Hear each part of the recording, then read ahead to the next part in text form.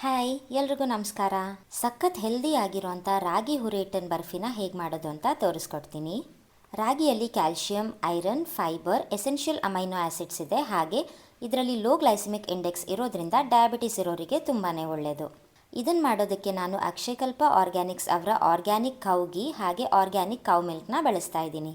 First ಒಂದು ಕಡಾಯಿಗೆ ಅರ್ಧ litre ಹಾಲು, 1 ಕಪ್ ಬೆಲ್ಲ ಹಾಗೆ ಅರ್ಧ ಟೀ ಸ್ಪೂನ್ ಏಲಕ್ಕಿ ಪುಡಿ ಹಾಕಿ ಬೆಲ್ಲ ಕರಗೋವರೆಗೂ ನೀಟಾಗಿ ಮಿಕ್ಸ್ ಮಾಡ್ಕೊಳ್ಬೇಕು. ಈಗ 1.5 ಕಪ್ಪಷ್ಟು ರಾಗಿ ಹುರಿ ಹಿಟ್ಟನ್ನು ಹಾಕಿ ಗಂಟಿಲ್ಲದೆ ಇರೋ ಹಾಗೆ ಚೆನ್ನಾಗಿ ಮಿಕ್ಸ್ ಮಾಡಿಕೊಂಡು 3 ಟೇಬಲ್ ಸ್ಪೂನ್ ತುಪ್ಪ ಹಾಕಿ ಈ ಕನ್ಸಿಸ್ಟೆನ್ಸಿ ಬರೋವರೆಗೂ ಮಿಕ್ಸ್ ಮಾಡ್ತಾನೇ ಇರಬೇಕು. ಈ ರೀತಿ ತಳ ಬಿಡೋದಕ್ಕೆ ಸ್ಟಾರ್ಟ್ ಆದಾಗ ತುಪ್ಪ ಸವರಿದ ತಟ್ಟೆಗೆ ಟ್ರಾನ್ಸ್ಫರ್ ಮಾಡಿಕೊಂಡು ನೀಟಾಗಿ ಸ್ಪ್ರೆಡ್ ಮಾಡಿ ಸಣ್ಣದಾಗಿ ಕಟ್ ಮಾಡ್ಕೊಂಡಿರೋ ಬಾದಾಮಿ ಮತ್ತು ಪಿಸ್ತಾನ ಹಾಕಿ 15 ನಿಮಿಷ ಆದಮೇಲೆ ನಿಮಗೆ ಯಾವ ಶೇಪ್ ಬೇಕೋ ಆ ಶೇಪ್ಗೆ ಕಟ್ ಮಾಡಿಕೊಂಡ್ರೆ ಆಯಿತು. ರಾಗಿ ಹುರಿ ಹಿಟ್ಟಿನ ಬರ್ಫಿ ರೆಡಿ.